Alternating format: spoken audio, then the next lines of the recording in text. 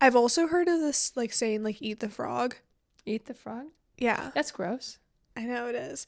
Well, it's essentially like think about it, you wake up and you go and eat a frog. Like the rest of your day, whatever you do, it's gonna be easy. Um Eat the frog, and then the rest of the day is going to be easy in comparison. I love that. No, okay, so Actually, I don't, but no, essentially it means like do the hardest thing first.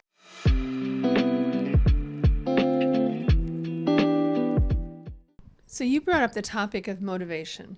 Yeah. And I think motivation is a misunderstood topic, but so I want to start with when you thought about bringing that up, how do you feel like motivation applies to the women that we're going to be talking to? So, to answer your question, I think that it applies because I believe that it's so important to kind of check your motivation and your heart. I mean, when you make decisions and when you like start building your life, because I think that's really like the foundation. Okay. Can you give an example? So, to answer your question and give like a real example, I've gone through like a lot of change in my life. And particularly in this one area, I was signed up to go to a couple different exchange programs. Um, and each were like a year long. And then I had like done a lot more like thought about it.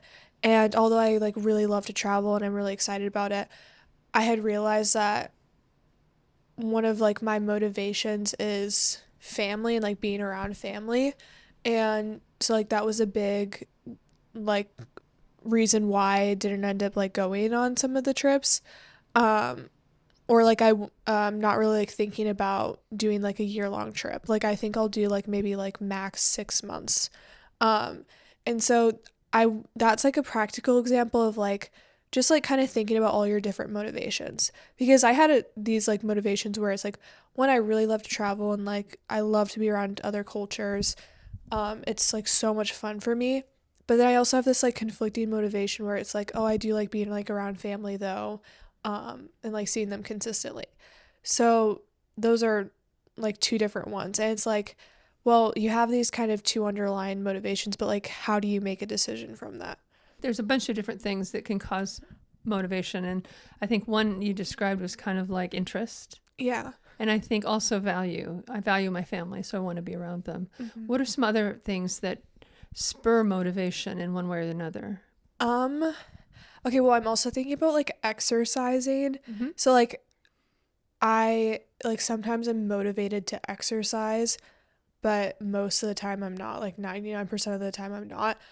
But like I also know it's like so important, and so like I have to just like push through that. Well, and I think of it in two different ways. So part of you is motivated to exercise, but part of you is motivated To not to not. exercise. Yeah. to Exercise? I to thought be- you be- meant to be extra comfort- fries. Yeah, extra fries, That's exactly. horrible. I'm motivated for extra fries. But I think we have to think of motivation as it's kind of fluid, and that there are different reasons why we're motivated. And I think the cool thing about motivation is asking ourselves, why am I motivated for this and why am I not motivated for that? It's like exercise, using that as an example. When we're motivated in one of two ways. Part of us is motivated to exercise because we're thinking, I want to be healthy, I want to look good, or there's a lot of motivating factors to exercise. What are some motivating factors to not move? I'm tired. Mm-hmm. Oh, I'm hungry. Oh, wait, I could go play Minecraft. Like, yeah, it's like any other thing that distracts you. Yeah. I'm more motivated to do the distracting things than the exercise. Yeah. And so sometimes we argue with ourselves in our brain. Sometimes it's like, okay, I'm going to set the alarm to get up at 6 o'clock to go exercise. And then the alarm goes off. And now I'm arguing with my brain as to whether I would rather, which am I more motivated to do? Turn the alarm off and go back to sleep, Yeah. or get up and exercise. Yeah. And sometimes one wins and sometimes the other one does. Motivation comes also from our thinking process and like I said, our values, our interests. Sometimes there's external motivators. What are some external motivators? Your boss telling you need to get Yeah. something done. Bosses can be good at, big motivators. Yeah. Parents, Yeah. like when you're growing up and you're in the high, I remember trying very hard to motivate my son to get out of bed in the morning and go to school. Good luck with that. Yeah. I think put ice water on him one morning. That became a very good motivator to get him out of bed. I would do that. If he's listening here, he's not going to like that very much but anyway. He won't know. But I think, there's external motivators. Can you think of any other type of motivator? I don't know, like, my boyfriend's dog, like, he'll be over and he whines and he'll keep whining and barking until you take him outside. Okay, so There's annoyances. Yes, Yeah. A barking dog can be quite a motivator. Yeah. I think I think there's probably a lot, and people can probably come up with their own list of motivators. But just saying I need to be motivated, or having a boss say I need to find a way to motivate my employees, or having, there's so many different ways that the word motivation or motivate seems like I have to just push them into action. Well, you've got to understand what motivates people in order to do that, and see motivation as a secondary thing to the underlying issue, which is what is it that motivates you? Mm-hmm. Yeah, I think that's really where we want to like kind of head to, is that I think each individual person has these huge like each individual person has these huge motivators in their life, and sometimes they're not so obvious. And so I just like kind of wanted to create a conversation around, thinking about where do your motivations come from and like how they impact your life, and just being like aware of those. Well, I think there's also the question of there are times when I know I need to do something. It would be good for me to do something, but I am not motivated to it. How do you find that motivation? Oh, I don't find motivation. You never. How do you... Sorry, maybe this is like contradictory to like, I don't know where you were going with this, but like I've noticed like I will actually do the thing that I said I would do if I just stop thinking about if I want to do it or not. You just do it. See, so that's one way to do that. It's kind of like, and I use the example of taking medications. If you have to take a medication on a regular basis, you get up in the morning and you take a vitamin, or you get up in the morning and you take, I've got asthma, so I take an asthma medication on a regular basis. I don't ask myself, am I motivated to do it? I don't ask myself if I want to do it. I just get up and take the pill. Yeah. I mean, it's just, you just take it because it's your prescription. It's a thing that it has some external motivation. I know that my breathing will be worse if I don't do it, but ultimately day to day, I just get up and take a pill, and I don't stop and think about it. So that's one motivator, that if you've got to do something that you really don't want to do and you can't find other motivation for it, you just say, I'm just going to do it. I'm just going to not think about it. Mm-hmm. Yeah. You could also keep like little like what is it? Not emblems. Just like small saying in your head whenever you like start to feel like that come on, where you could say like, oh, just do it. Like Nike or whatever. I also say to myself, like follow the plan, not your feelings. Mm-hmm.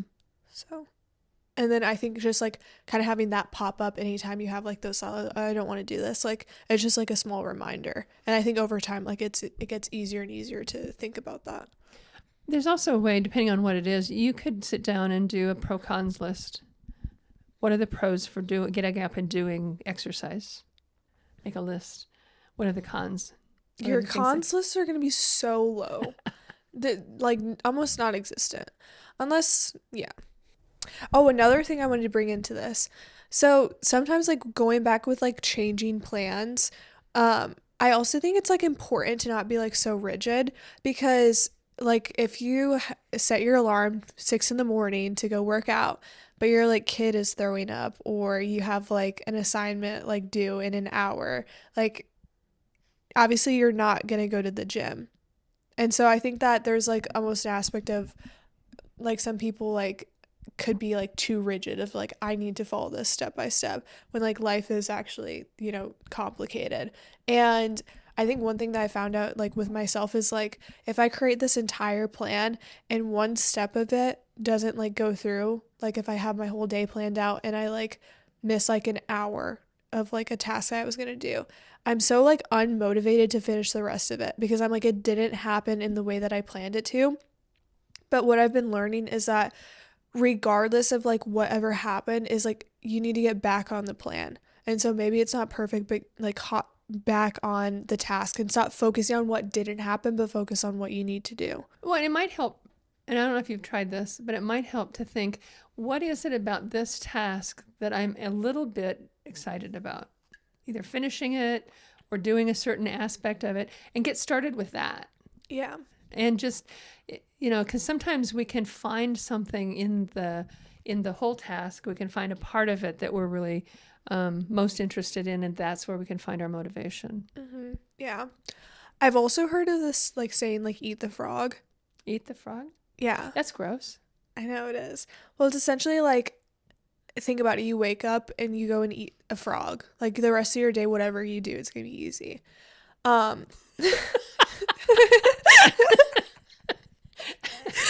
Eat the frog, and then the rest of the day is going to be easy in comparison. I love that. No, okay, so actually I don't, but no, essentially it means like do the hardest thing first. Okay. So like exercise in the morning, do your hardest task first, and the rest of the day it's gonna be easy because it's just downhill from there. I've never heard the frog one. I have. You've heard never the elephant heard one. that? I have heard an elephant one. Doesn't that go like how do you eat an elephant and then you go like one bite at a time? One bite at a time, yeah. Yeah. But no, I've never thought about the only way sorry, that one I'm okay. I'm not sure. It's okay. You can keep that to yourself. I've never seen you respond like that, so I don't want to know what you came up with. Coming down to it, really just kind of bring it down. Let's land the plane here. Bringing it down to real life, kind of in a place. I think where we have to be really careful is asking us why we're motivated, asking ourselves that question, because there's a lot of things that may be healthier motivations and some that may not be. Mm-hmm. And some people are motivated to do certain things, to support. To sponsor children who need help and that sort of thing because that's their faith. Some people are motivated to do other things. I mean, I think we have to ask ourselves, what are my motivations? And is this the way, I like the idea of writing your own obituary. And anybody of any age can kind of do this. If you were to pass away now, if you were to die anytime soon, what would your obituary say? Idiot. I'm just kidding. Okay. Well, that's the intrusive thoughts coming out. So the question is, basically it's not just a morbid thought, but it's like, okay, am I living the life I really want to live? Is this the way I want people to remember me? No, in all seriousness, so I actually did this a couple years ago because I was taking a class and in the book it had you do it. And so like already it kind of started me off with like thinking about, okay, like what do I want to be like known as? What do I want to accomplish? And that has just been so helpful because like I think people need like a vision for their life. Like I think if we really like kind of landed the plane and we're like, hey, this is what we want gals to know, is that it's so important to have a vision for your life. And like you break it down from there. Like you don't start at the bottom and like have all these like random habits because it has to connect to something bigger. And I believe there's a saying that your character is comprised of your habits. I think that's totally accurate. Like you are comprised of the small habits that you do every day. But I think the habits come from your vision. I think that comes from your vision. I think when you don't think about your vision, I think every single human was like made to have a vision, and when you don't actually focus on that, you pull visions from all these other places and you might end up in a spot where you didn't want to go. Or you take somebody else's vision. Yeah. The vision that I've had ever since I was your age is no regrets. Mm-hmm. That's how I define my vision. I don't want to get to the end of my life and have a lot of regrets. And so when I'm trying to make a decision, one of the thoughts is, will this lead to regret? Will I regret not marrying your grandfather? Of course. Do So you regret marrying him? no, I do not. Okay, that's good. We wouldn't want to turn this into a marriage counseling No, no, session. no, no. But I do think a lot of my decisions have been made based on would I have any regrets later on if I do this or if I don't do this? And you can't always know for sure how you're going to feel at the end. But it's like even spending time with family and stuff. It's like I will maybe choose that over something else because I think I would regret not having spent time with family Yeah. if I did more work or if I did more something else. I feel like mine is also like kind of really aligned on that, just like with a lot of decisions that I've made. Um, like one of my one of my deep values is like family, but I'm also like an introvert and I like to be alone. And so like I fight myself like I'm like, "Oh, do you really want a family?" or "No, I do." And like I think having like a family like is going to end up trumping that because that's just such a like it's like those things. Like you imagine yourself at 65 and you think about all the different like life paths you could have taken. And I'm just like I don't want to be old, alone and miserable. No, and you brought up the part about being an introvert, and I think one thing that people misunderstand is it's not one or the other. I think of introversion, extroversion as a scale, and everybody is somewhere on that scale. Some people are farther on the introvert scale, part of the scale. Some people are farther on the extrovert. Some people are towards the center, and we have to realize that even people who are very, very introverted need people time, need relationships. And even people who are very, very on the extroverted scale need alone time. Yeah. And if we don't have those, if we don't have a balance, some kind of a balance of that, depending on where our needs are, we run into a lot of problems. And so even though you like to have some alone time, you have to keep in mind too, if I have a family and I'm very introverted and my family is getting, I'm in the middle of too much people, I need to take a little bit of time and regroup so that I can come back and be now fully present with people Yeah. again. Yeah. So the motivator is balance, maybe in that Yeah, the case? motivator is balance. I don't know, I feel like I really align with what you said. I don't want to just say that just because I'm like copying you, but I also have so much stuff. Like I have like such a long list, I can't even say all of it, so I probably won't even get into that. But yeah.